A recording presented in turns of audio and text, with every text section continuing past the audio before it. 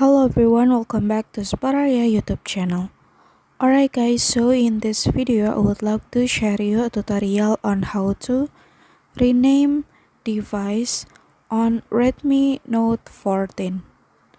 Alright guys, so yeah, if you want to be more easily recognized by your cell phone network such as Wi-Fi, Bluetooth, hotspot, well, you can do it by changing the name of your cell phone device.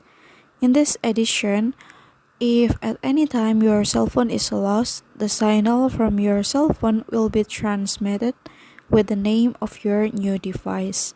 So yeah, it's important for you to rename your device, guys.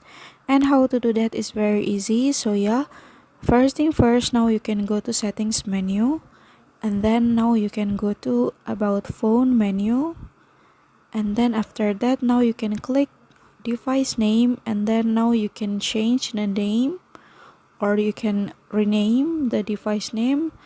And then so yeah, here's your device name is already changed.